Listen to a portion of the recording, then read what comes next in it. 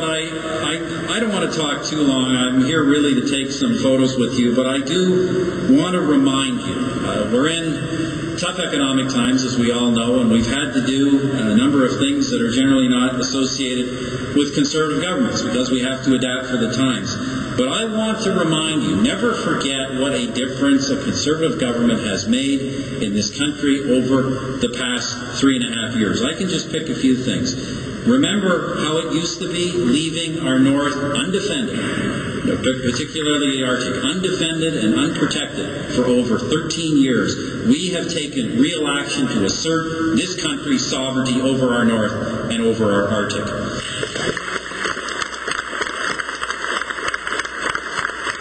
Instead of creating a big bureaucratic national daycare system, we delivered direct financial support to parents so they could make their decisions on their own child care choices.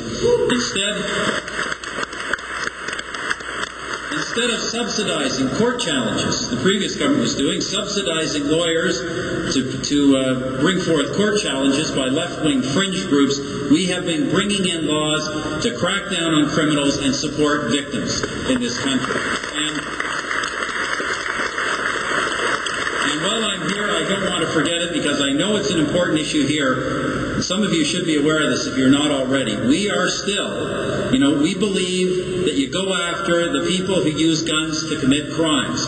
We are still trying to get rid of that registry. We have the NDP, the Liberals, and the Bloc stopping us from even having a vote on that issue in the House of Commons. We need to get a mandate so we can get that thing passed and let law-abiding gun owners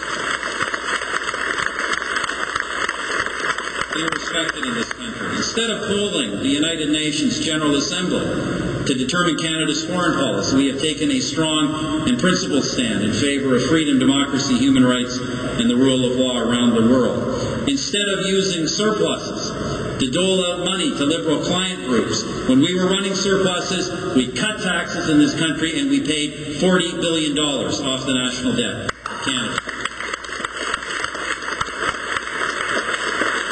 And frankly, friends, the thing I'm most proud of as a government, absolutely the most proud of, the most important thing we have done, instead of constantly asking our Canadian forces to do more with less, we have given them the equipment they need and the respect that they deserve.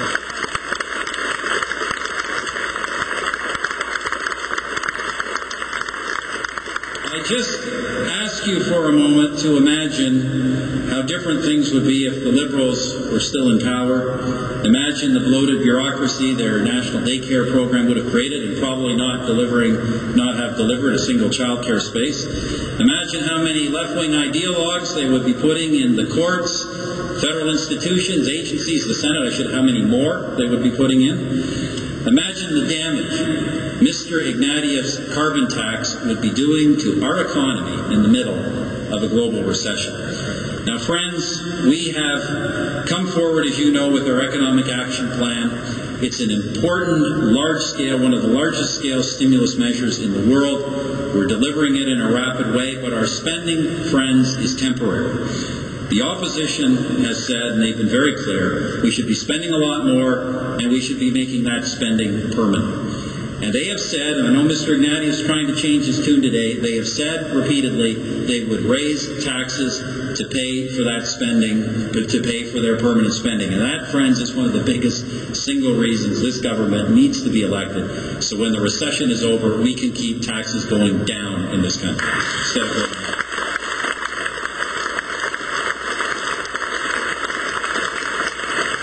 And friends, that will be the choice. As you know, I hear rumors these days we may be going to an election.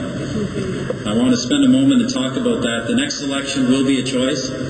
It'll be a choice between higher spending and higher taxes, or it will be a choice between a balanced budget and keeping taxes going down. It will be a choice between cracking down on crime or returning to soft on crime policies. But most of all, friends, I want to tell you this, and I want to tell you this frankly. It will be a choice between having a conservative government or not having a conservative government. Let me be clear about this. We need to win a majority in the next election campaign.